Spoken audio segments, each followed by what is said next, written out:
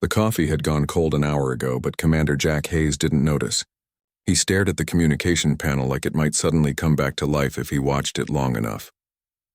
The silence from Earth was absolute. No chatter from the orbital stations. No weather reports from Luna Base. No commercial traffic signals bouncing between Mars and the homeworld. Nothing. Jack pressed the transmit button one more time. Aurora to Earth Control, do you copy? This is research vessel Aurora requesting status update. His voice sounded hollow in the empty bridge. He released the button and waited.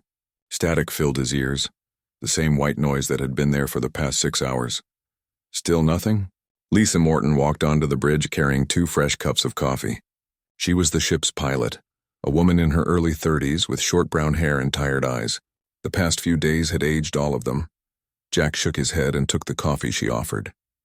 Not a whisper. Every frequency is dead. Lisa slid into her seat at the navigation console. Outside the viewport, the asteroids of the Kepler belt drifted in their eternal dance. The Aurora had been out here for 3 months, studying the composition of the larger rocks for mining potential. It was supposed to be routine work. Boring even. Jack would have given anything to be bored again. The door hissed open and Paul Griffin stumbled in, wiping grease from his hands. The engineer looked like he hadn't slept in days. I've checked every system twice. The communications array is working perfectly. If Earth was transmitting anything, we'd hear it. Maybe it's a solar flare, Lisa suggested, though her tone made it clear she didn't believe it. For 6 hours, across every frequency? Paul dropped into a chair and rubbed his face. No way, something's wrong. Something's very wrong. The last transmission they'd received had been fragmentary, broken up by interference and distance. Jack had recorded it and he'd listened to it a dozen times, hoping to make sense of the words. This is Earth Defense Command to all vessels. Under attack. Unknown hostiles. Multiple entry points. They're everywhere. If you're receiving this and then nothing. Just static and the terrible silence that followed. Dr. Karen Wells entered the bridge last. The xenobiologist was a quiet woman in her 40s, the kind of person who thought carefully before speaking. She'd been in her lab for the past hour running calculations. I've been analyzing the sensor data from when we lost contact, she said. There were massive energy signatures near Earth orbit. Hundreds of them. Hundreds? Jack stood up. Ships? That would be my guess. The energy output matches what we'd expect from large vessels dropping out of faster-than-light travel. Karen pulled up a holographic display. Look at this. These readings are from 6 hours and 12 minutes ago, right when the transmission cut off.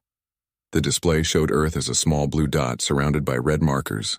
There were so many markers that they formed a solid ring around the planet. My God, Lisa whispered. That many ships could conquer Earth in hours. Maybe they already have, Paul said quietly. Jack clenched his fists. His parents lived in California. His sister worked at the Luna base. Were they alive? Were they prisoners? The not knowing was worse than any answer could be. We need to go back, Lisa said. We need to see what's happening. And do what? Paul's voice rose. We're a research ship. We've got no weapons, no shields worth mentioning. If there's a hostile fleet around Earth, we'd be destroyed before we got close enough to help anyone. So we just hide out here? Lisa shot back. We're supposed to be explorers, not cowards. I'm not saying hide forever. I'm saying we need to think. We're probably alive right now because we're too far away to matter. If we go charging in blind, we'll die and then nobody will know what happened out here. Jack held up a hand. Both of you stop. We're not doing anything until we have more information. He turned to Karen. Can you get a better look at Earth with the long-range sensors? I need to know what we're dealing with. Karen nodded and moved to her station. Her fingers flew across the controls, adjusting the sensitivity of the Aurora's sensor array. The ship was designed for scientific observation, which meant its sensors were actually quite powerful, just not built for military purposes. Minutes ticked by. Jack watched the data scroll across Karen's screen, most of it meaningless to him. She was frowning, adjusting parameters, frowning deeper. This can't be right, she muttered. What is it? The alien ships, they're not attacking anymore. They're just orbiting. Dozens of them, maybe more. They've formed a complete blockade around Earth.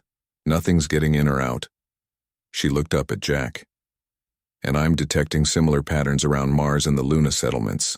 They've hit everything, every human population center in the solar system. The bridge fell silent. The enormity of it pressed down on them like a physical weight. Humanity's colonies, stations, billions of people all cut off, possibly conquered, in less than a day. Are we it? Lisa asked in a small voice. Are we the only free humans left? Jack wanted to say no. He wanted to tell them that Earth's defenses would rally, that the military would push back, that humanity would never surrender. But he couldn't lie to them. I don't know. Paul stood up and walked to the viewport. My wife is on Mars. My daughter is at university in New York. His voice cracked. I can't even warn them. I can't do anything. Karen put a hand on his shoulder. They might be okay. We don't know that everyone's dead. We don't know they're alive either. Jack made a decision. We're going to find out. But we're going to be smart about it. Karen, I want you to keep monitoring those energy signatures. Learn everything you can about their patterns, their technology. Paul, start thinking about how we could modify our engines to run quieter. If we're going to get closer, we need to stay invisible. Lisa, plot us a course that keeps us in the asteroid field but moves us closer to the inner system. How close? Lisa asked. Close enough to see, far enough to run. They all understood what he was saying. The Aurora would become a spy ship, watching from the shadows while Earth suffered under occupation. It felt wrong. It felt like abandonment. But it was the only choice that made sense. Over the next several hours, they worked in grim silence. The Aurora drifted deeper into the asteroid belt, using the massive rocks as cover. Jack ordered a complete communications blackout. No transmissions, no active scans that might give away their position. They would watch and listen only. When the first images came through from the long-range cameras, Jack felt his heart sink. Earth looked wrong. Light still showed on the night side, but there was something else. Dark shapes, geometric and alien, hovering over major cities. Orbital stations that should have been bright with activity were dark. It's real, Lisa said. It's all real. They took everything. Jack stared at the screen showing his home planet under alien control. 72 hours ago, he'd been complaining about how boring this mission was. Now he would give anything to have that boredom back. What do we do, Commander? Karen asked. Jack took a deep breath. We survive. We watch, we learn. And when the time comes, we fight back. Even if we're the last ones left, we don't give up. That's not what humans do. He didn't know if he believed his own words, but he said them anyway because his crew needed to hear them, because he needed to hear them himself. Earth was silent, conquered by an enemy they didn't understand. But the Aurora was still free, still flying, still human, and as long as they drew breath, the war wasn't over. 6 months had passed since Earth went silent. 6 months of watching, hiding and trying not to lose their minds.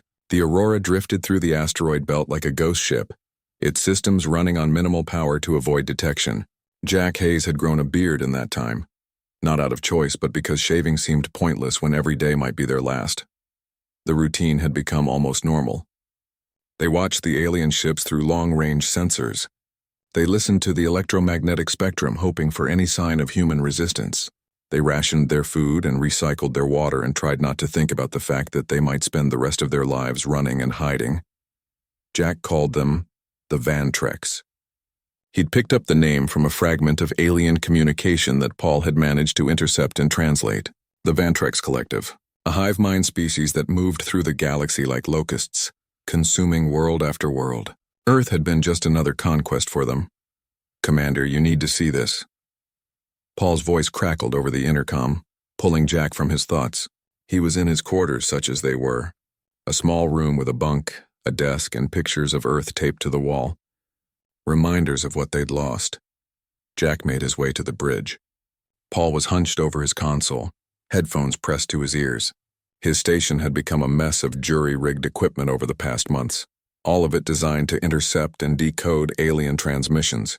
What have you got? Paul pulled off the headphones and played a recording. Strange sounds filled the bridge like music made by machines. Rhythmic pulses, harmonic frequencies, data streams disguised as noise. I've been analyzing their communication patterns for weeks. I think I'm starting to understand how they work.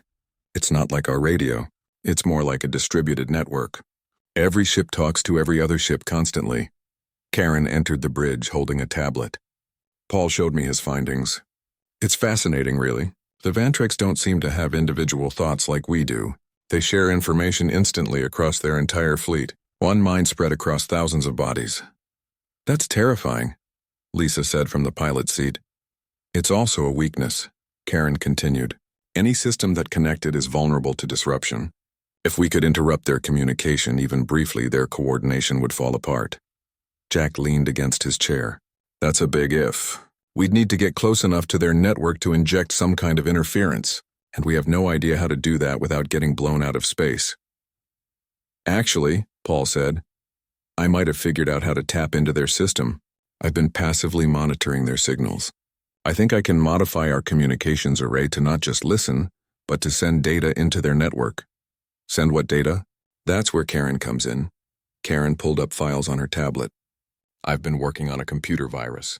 It's based on old cyber warfare programs from the early 2000s, adapted for what we know about Vantrex systems. If we can inject it into their network, it should cascade through their hive mind like a disease. Jack looked between them. You two have been planning this. Someone had to, Paul said. We can't hide forever, Commander. Eventually our food runs out, or our reactor fails, or they expand their search pattern and find us. If we're going to die anyway, we might as well die fighting. The words hung in the air. Jack knew they were right.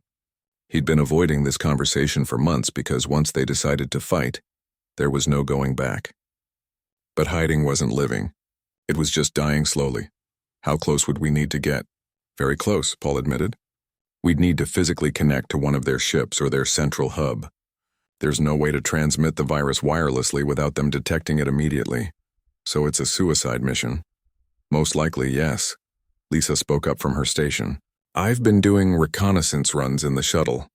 Very quiet, very careful. I've learned their patrol patterns around Earth. They're predictable, efficient. But predictable means we can find gaps. Jack was surprised. You've been going out there alone? Someone had to scout. We needed information. Lisa pulled up a map of Earth orbit on the main screen. See that? That's their hub ship. Massive thing, 10 times bigger than anything humanity ever built. It coordinates all their operations in the solar system. If we're going to hit them anywhere, that's the target. Karen nodded. Destroy the hub and the entire fleet loses coordination. It would be chaos. Or they'd just build another hub and hunt us down, Jack said. Maybe. But for a while, they'd be confused. And confusion creates opportunities. Jack studied the map. The hub ship hung in orbit above Earth like a dark star. Smaller Vantrex vessels orbited around it in perfect geometric patterns. Getting close to it would be nearly impossible. Actually, attacking it seemed suicidal. But Paul was right. They couldn't hide forever. What about other survivors? Jack asked. In 6 months, we haven't detected any other human ships. That doesn't mean they're not out there, Karen said. If they're smart, they're doing exactly what we're doing. Staying quiet, staying hidden. Or everyone else is dead and we're having this conversation for nothing, Paul said grimly. A priority alert beeped on Lisa's console. She checked it and her eyes went wide. Commander, I'm picking up a signal. It's faint, but it's definitely human origin. Jack's heart jumped. Where? Jupiter's orbit. No, wait.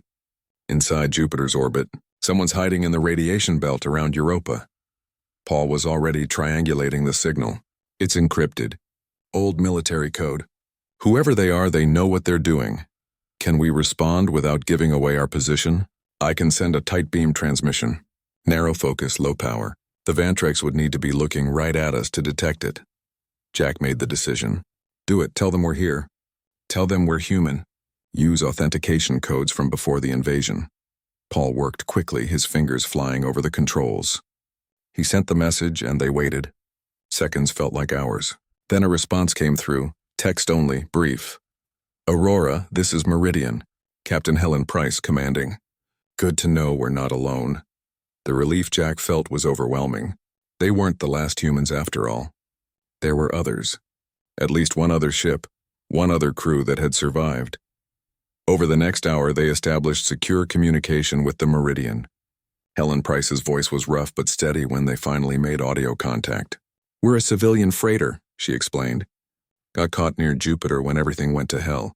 We've been moving between the moons using the radiation to mask our signature. How many crew? Jack asked. 5 of us.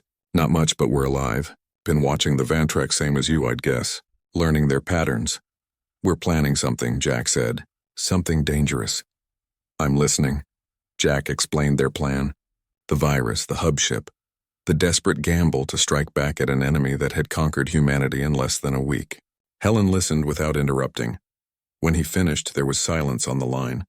Then Helen laughed, a sound that was half humor and half despair. You're absolutely crazy. It'll never work. Probably not. But it's better than hiding until we starve. Count us in, Commander. The Meridian isn't much, but she's got engines and she can fly. We'll help however we can. And just like that, humanity's resistance grew from 4 people to 9. 2 ships against an armada. It was laughable. It was impossible. But it was something. They spent the next weeks planning. The Meridian made the dangerous journey from Jupiter to the asteroid belt, and the 2 ships met in the shadow of a massive rock. Jack and Helen met in person for the first time, and he was struck by how normal she looked. Just a woman in her 50s, gray hair pulled back, lines of stress on her face. Like any freighter captain who'd spent their life hauling cargo between worlds, but her eyes were hard, determined. She'd lost everything too. The Vantreks are methodical, Helen told them as they gathered in the Aurora's cramped briefing room. I watched them take out the Jupiter mining station. They don't destroy. They disable, capture, and study. They want Earth intact. They want us intact. Why? Lisa asked. Because we're interesting to them. They're collectors. They add species to their collective, absorb their knowledge, their technology. We're just the latest acquisition. Karen looked disturbed. So everyone on Earth might still be alive? Might be. I've seen energy readings consistent with stasis technology. They could have put entire populations into hibernation, frozen them like specimens. The thought was somehow worse than death. Billions of people trapped in dreamless sleep while aliens studied them like insects. Then we wake them up, Jack said. We hit the hub, inject the virus, and in the chaos, maybe Earth has a chance to fight back. It's a long shot, Helen said. It's the only shot we've got. 6 months after the first strike against the Vantreks hub ship, Jack Hayes stood in a briefing room aboard Luna Base 12. The room was crowded with military officers, civilian leaders, and ship commanders from across the solar system. These were the people leading humanity's resistance, and they were planning the offensive that would either save Earth or doom what remained of the human race. Admiral Gregory Stone stood at the front, his gray hair and lined face making him look older than his 60 years, but his voice was strong as he addressed the room. We've analyzed the Vantreks' response patterns over the past months. They're bringing reinforcements from their core worlds. Long-range sensors show a fleet 3 times larger than what originally invaded us. They'll arrive in approximately 8 weeks. A murmur ran through the room. Jack felt the weight of those words. Humanity had fought hard to achieve this stalemate, but 3 times the original invasion force would overwhelm them.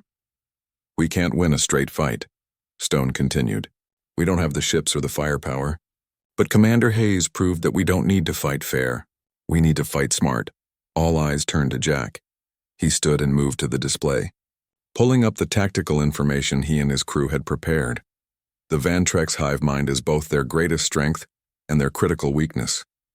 When we disrupted it with the virus, their entire fleet fell into chaos.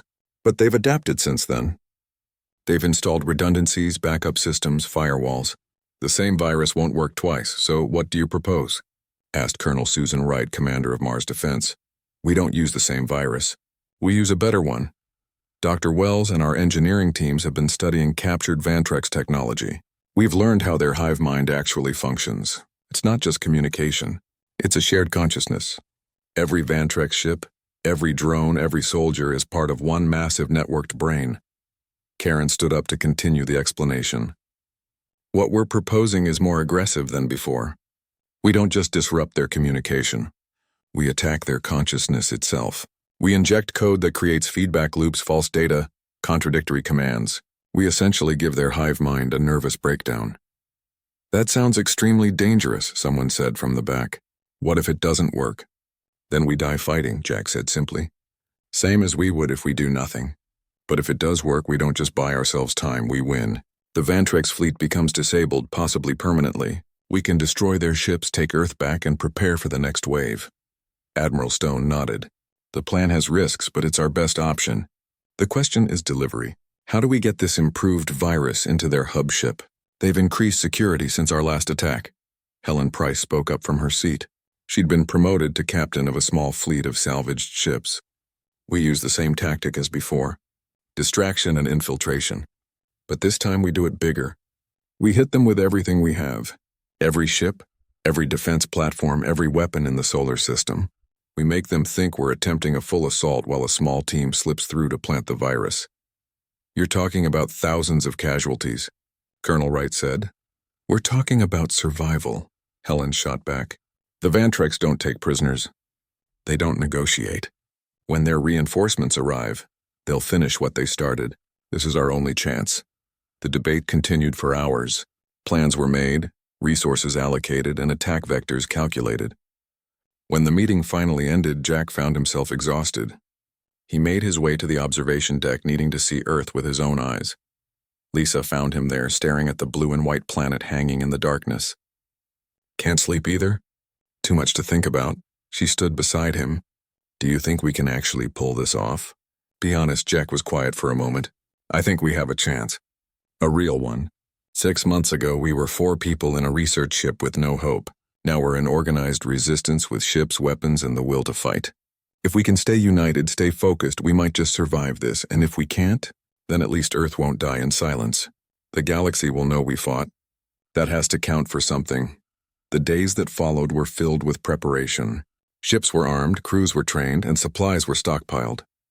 The Aurora underwent major upgrades, transforming from a battered research vessel into something more capable.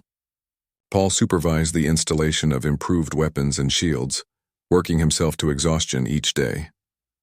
Karen refined the virus, running simulation after simulation to ensure it would work. She barely slept, surviving on coffee and determination.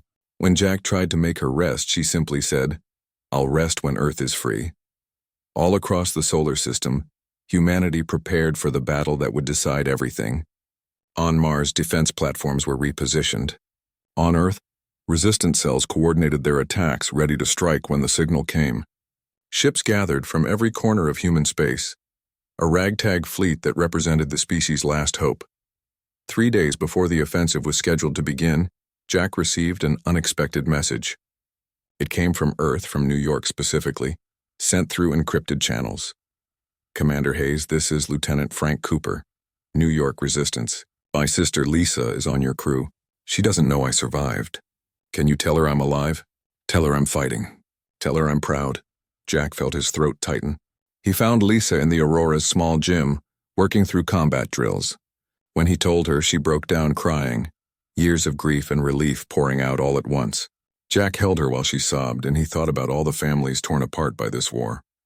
All the connections severed when Earth went silent. The night before the offensive, Jack gathered his crew in the Aurora's common area. Paul was there with his scars, Karen with her exhausted eyes, Lisa with her renewed hope. They'd been through so much together, and tomorrow they would face their greatest test yet.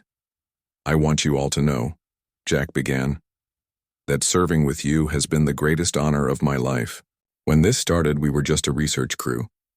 Now we're something more. We're proof that ordinary people can do extraordinary things when they have to. We're not ordinary, Paul said with a slight smile. We're stubborn. There's a difference. They laughed, the sound warm and human in the cold metal ship. They talked late into the night, sharing memories of Earth before the invasion. Karen told stories about teaching at university. Lisa talked about flying through the Grand Canyon on her first solo flight. Paul described his daughter's graduation, a ceremony he'd watched via video call from Mars. These were the things they were fighting for. Not just survival, but the chance to have those moments again, the chance to live freely under Earth's sun. The offensive began at dawn, Earth time. Every human ship in the solar system moved simultaneously. Mars defense platforms opened fire on Vantrex positions. Ships emerged from hiding spots across the asteroid belt and accelerated toward Earth. Resistance cells on the planet itself rose up, attacking Vantrex ground installations. It was chaos by design. The Vantrex hive mind struggled to process threats coming from every direction at once. Their ships broke formation, trying to respond to multiple crises simultaneously. In the confusion, the Aurora and a small strike team of 5 other ships made their approach. They came in fast and low, using Earth's atmosphere to mask their signatures. Lisa's piloting skills were pushed to their absolute limit as she threaded through anti-aircraft fire and enemy patrols. Distance to hub ship, 200 kilometers, she reported. Vantrex forces are fully engaged with the main fleet, Karen said. This is our window. Jack opened a channel to the strike team, All ships, remember the plan. We get in, we plant the virus, we get out. Stay close and watch each other's backs. They accelerated toward the hub ship, that massive dark structure that represented the center of the Vantrex occupation. Around them, space was filled with the light of weapons fire and exploding ships. Humans and aliens fought and died in the cold void. 100 kilometers. The hub ship detected them. Energy weapons swiveled in their direction. The Aurora's new shields flared as they absorbed hit after hit. Shields at 60%, Paul warned. Keep going, Jack ordered. They closed the distance. 50 kilometers, 25. The hub ship loomed before them, filling their view screen. Lisa dove the Aurora beneath a wave of incoming fire, then pulled up sharply, bringing them right alongside the hub's communication array. Paul, now. Paul launched the connection tether. It struck home, adhering to the alien hull. Contact confirmed. Beginning upload. The virus flowed through the cable, entering the Vantrex network. But this time was different. The hub ship's defenses recognized the intrusion immediately. Firewalls activated. Counter programs launched. They're fighting it, Karen said. The virus is spreading, but slower than expected. We need more time. How much time? 60 seconds. Maybe 90. An explosion rocked the Aurora. One of the other ships in the strike team had been destroyed. Then another. Shields failing, Paul said. We can't take many more hits. Jack made a decision. All ships, form up on us. Use your hulls to protect the Aurora. We need to keep this connection active. The remaining strike team ships moved into position, placing themselves between the Aurora and the incoming fire. They were sacrificing themselves to buy time for the virus to work. The virus spread through the Vantrex network like lightning through water. Jack watched from the damaged bridge of the Aurora as the enemy ships around Earth began to drift, their perfect formations breaking apart. The hub ship itself went dark for a moment, its lights flickering as the infection took hold of its systems. It's working, Karen breathed, her hands pressed against her console in disbelief. The virus is cascading through their entire fleet. Their hive communication is collapsing. Lisa fought to keep the Aurora stable as they fled from the hub ship. The vessel was missing half its hull plating, and fires burned in 3 different sections. Damage control alerts screamed for attention, but they were alive. Against all odds, they were still alive. Where's the Meridian? Jack demanded. Paul, his face wrapped in emergency medical bandages, pulled up the tactical display with his good hand. Last position was near Earth's moon. She took heavy damage, but I'm still reading power signatures. Get them on the line. Static filled the bridge for several seconds. Then Helen's voice came through, weak but unmistakable. Aurora, this is Meridian. We're still here, barely. Relief flooded through Jack. Status report. We're venting atmosphere from 3 hull breaches. Main engines are dead, but we're alive and my crew is already patching the holes. What's happening with the Vantrex? Their ships just stopped shooting at us. The virus worked. Their coordination is breaking down. You're seeing the results? Well, I'll be damned. We actually did it. Jack was about to respond when Karen interrupted. Commander, I'm detecting massive energy fluctuations from Earth's surface. Something's happening down there. She routed the sensor data to the main screen. The planet's surface was lighting up with activity. Energy signatures that had been dormant for 6 months were suddenly active. The stasis fields, the ones holding Earth's population frozen, were flickering. They're waking up, Lisa said softly. The people on Earth are waking up. The implications hit Jack like a physical blow. The virus hadn't just affected the ships in orbit. It had spread to the Vantrex ground installations, disrupting the stasis technology. Billions of humans held prisoner for half a year were suddenly conscious again. Paul, can you tap into any Earth frequencies? Civilian bands, emergency channels, anything? Paul worked his controls one-handed, wincing with pain. Scanning now. Wait, I'm getting something. Multiple transmissions. They're fragmentary, but they're definitely human. He put it on speakers. Voices filled the bridge, dozens of them, overlapping and frantic. This is New York Emergency Services. We're under attack, need assistance. Anyone who can hear this. Shanghai Defense reporting hostile forces in the streets. We're organizing resistance. London calling any military units. We're awake, we're fighting back. Tears streamed down Lisa's face. They're alive. They're all alive. Jack felt something he hadn't felt in 6 months. Hope. Real, tangible hope. Earth wasn't conquered. She was wounded, occupied, but her people were still fighting. How long will the virus keep the Vantrex confused? He asked Karen, unknown. Could be minutes, could be hours. Their hive mind is resilient. Eventually they'll adapt and restore their coordination. But for now they're blind. Then we need to use this window. Paul, broadcast a message on all human frequencies. Tell everyone what's happening. Tell them they have a chance. Paul nodded and opened a channel. Jack cleared his throat and spoke into the microphone, knowing his words would be heard across the solar system. This is Commander Jack Hayes of the research vessel Aurora. To all human forces, all survivors, everyone who can hear this message. The alien ships in orbit have been temporarily disabled. Their coordination is broken. You have a window of opportunity to fight back, to escape, to organize. We don't know how long it will last. Use this time. Don't give up. Humanity is still here, and we're still fighting. He released the button. The message would take minutes to reach some destinations, but it would get there. Earth would know that someone had struck back. That the silence had been broken. Commander, I'm detecting new energy signatures, Karen said. They're coming from Mars. The tactical display updated. Several points of light appeared around the red planet, power signatures that hadn't been there before. Mars colony, Lisa said. They're not destroyed. They've been hiding. A new voice crackled over the radio, older, authoritative.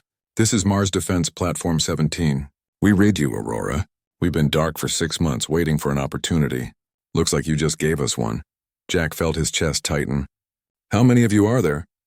3 defense platforms survived the initial attack. We went underground, shut down everything, played dead. The Vantrex thought they'd destroyed us. We've got weapons, we've got personnel, and we're really damn angry. What do you need? Before Jack could answer, another voice joined the conversation. Luna Base 12 reporting. We're operational and ready to assist. Then another. This is the mining station at Ceres. We're armed and we're with you. And another. Science outpost on Titan. We survived. Tell us how to help. One by one, human voices filled the radio spectrum. Stations, ships, and bases that had gone dark when the Vantrex invaded. All of them emerging from hiding now that they saw an opportunity. They'd been waiting, watching, and now they were ready to fight. Jack looked around the bridge at his crew. Karen was crying. Lisa was smiling for the first time in months. Even Paul, burned and exhausted, managed to laugh. We're not alone, Jack said. We were never alone. Over the next hour, humanity organized itself with remarkable speed. Admiral Gregory Stone, who had survived the invasion in an underwater bunker beneath the Pacific, took command of the scattered military forces. His voice was calm and professional as he coordinated defensive positions and attack strategies. The Vantrex were recovering. Their ships in orbit began to re-establish formation, though their movements were slower, less coordinated than before. But the damage was done. Humanity had been given time to wake up, to arm itself, to prepare. On Earth's surface, resistance cells emerged in every major city. People who had been frozen in stasis were now fighting in the streets using whatever weapons they could find. The Vantrex ground forces, cut off from their command structure, found themselves facing an enemy that refused to stay conquered. Helen's voice came over the radio. Aurora, we've got the worst of our damage patched. We're not pretty, but we can fly. What are your orders? Jack realized she was deferring to him. Somehow in the chaos, he'd become something more than just a research ship commander. He'd become a symbol. Link up with Mars Defense. They'll need every ship they can get for what comes next. What comes next? The Vantrex will adapt.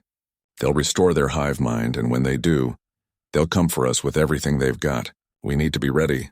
Understood. Meridian out, Jack turned to his crew. Paul, I need you in medical. Get those burns treated properly. Lisa, plot us a course to Earth orbit. Karen, keep monitoring the Vantrex network. Let me know the second their coordination starts to improve. They moved to follow his orders, but Jack stopped them. And all of you, good work. We're not done, not by a long shot. But today we proved something important. We proved that humanity doesn't quit. We proved that 4 people in a research ship can change the course of a war. Remember that. 3 weeks later, the situation had stabilized into something resembling a stalemate. The Vantrex still controlled much of Earth's orbit, but human forces had retaken several orbital stations. Mars was fully operational again, its defense platforms online and ready. Luna Base had become a command center for coordinating the resistance. Earth herself was a patchwork of territory.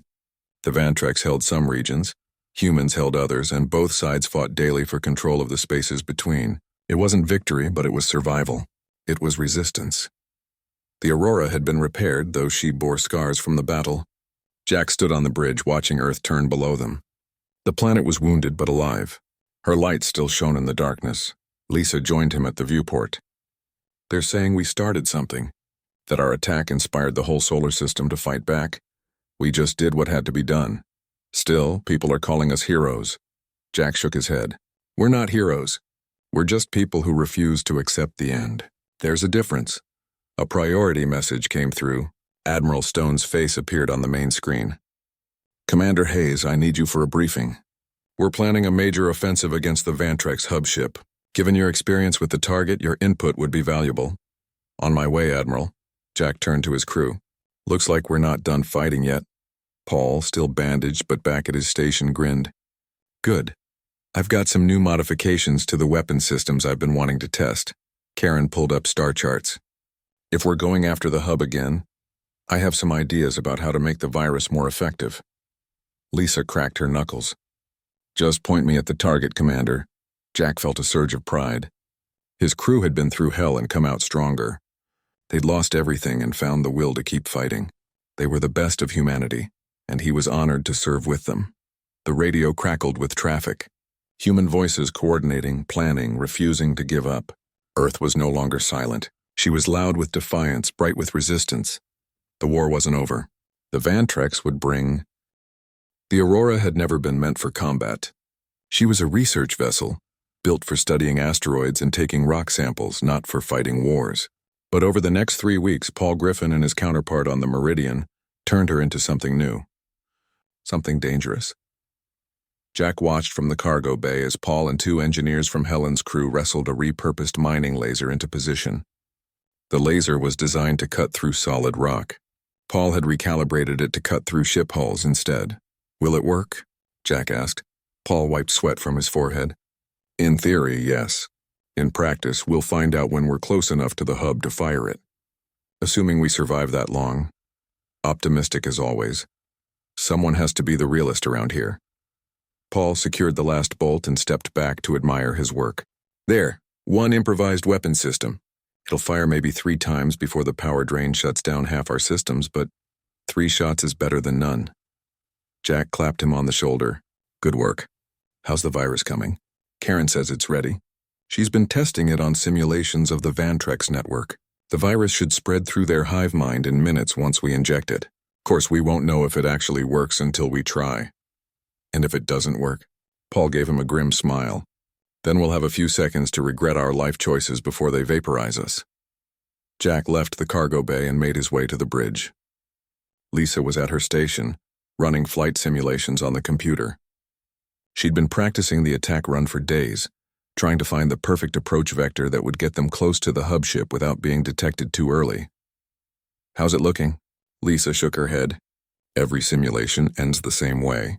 We get close, they detect us, we die. The best run I've managed gave us 15 seconds before they open fire. 15 seconds might be enough." "For what?" "Paul needs at least 30 seconds to establish a connection and upload the virus. And that's assuming everything goes perfectly. That's why we have the Meridian. Helen's going to run interference." Lisa turned to look at him. "You're asking her to sacrifice her ship and crew." "I'm asking her to give us time. She knows the risks." She volunteered. "Because she's got nothing left to lose, same as us." Lisa leaned back in her chair. "Do you really think this will work, Commander? Do you think 9 people in 2 ships can make any difference at all?" Jack was quiet for a moment. "I don't know. But I know that doing nothing means humanity dies in silence. At least this way we go down fighting. And maybe, just maybe, we give Earth a chance." The day of the attack arrived faster than Jack expected. Time had a way of speeding up when you were preparing to die. The 2 ships met one final time in the asteroid belt. Helen Price came aboard the Aurora for a last planning session. They gathered in the briefing room. 9 people who represented the entirety of human resistance. 9 people who were about to attempt the impossible. Helen spread out a holographic map of Earth orbit. "The Vantrex patrol patterns change every 6 hours. We've identified a window where their coverage is weakest. It only lasts about 40 minutes. That's our opportunity." "What's the Meridian's role?" asked Danny Cole, Helen's first officer. He was a young man, barely 30, with nervous energy that made him fidget constantly. "We go in loud," Helen said. Full burn, broadcasting on every frequency, making ourselves impossible to ignore. We draw as much fire as possible while the Aurora sneaks in from the opposite side. Sneaks, Lisa muttered. In a ship that's not exactly built for stealth. We've modified the engines to run quieter, Paul said. And we'll be using the Earth's magnetic field to mask our energy signature. It's not perfect, but it should buy us time. Karen pulled up another display. Once we're close enough to the hub, Paul will deploy a physical connection tether. It's basically a high-speed data cable. We fire it into the hub's communication array and upload the virus directly. How long does the upload take? Danny asked. Best case 20 seconds, worst case a minute. And we have to survive that entire time while connected to the hub. Yes, Danny laughed, a sound without humor. We're all going to die. Probably, Jack agreed. But we're going to make it count. They synchronized their chronometers. The attack would begin at 400 hours Earth Standard Time, the darkest hour before dawn. There was a certain poetry to it. Helen stood to leave. It's been an honor serving with you all. If there's an afterlife, I'll see you there for drinks. Wait, Jack said. He pulled out a data chip. This contains everything we've learned about the Vantrex. Their ship designs, their communication protocols, their tactics. If we fail, if someone else is out there watching, they need to know what we discovered. You want me to hide it somewhere? No, I want you to broadcast it. Right before you make your run. Send it on every frequency unencrypted. Scatter it across the solar system like seeds. If we're the last humans, fine. But if there are others, they'll find it. They'll know what we learned. They'll know we fought back. Helen took the chip. Humanity's last testament. Yeah, I can do that. She left, and the Aurora crew returned to their stations. Jack tried to sleep, but couldn't. He lay in his bunk, staring at the ceiling, thinking about everyone he'd lost. His parents, his sister, friends and colleagues scattered across the solar system, all of them silent now, possibly frozen in alien stasis fields. He thought about Earth, the blue marble that humanity had called home for hundreds of thousands of years. Was she still beautiful under the Vantrex occupation? Did the sun still shine on her oceans? Did birds still sing in her forests? Or had the aliens silenced them too? At 03:30 hours, Jack gave up on sleep and went to the bridge. His crew was already there, none of them having slept either. They sat in silence, watching the clock count down. At 0355, they broke from their hiding spot in the asteroid belt. Lisa fired the engines, keeping the burn low and steady. The Aurora accelerated toward the inner system, toward Earth, toward everything they'd lost. At 3:58, Helen's voice crackled over the radio. Meridian to Aurora. We're beginning our run. Good luck, Commander Hayes. Give them hell. You too, Captain Price. At Oro 400 exactly, the Meridian burst from behind Earth's moon at full thrust. Every sensor on the ship was active, flooding the electromagnetic spectrum with noise. Helen was broadcasting on all frequencies, including the data Jack had given her.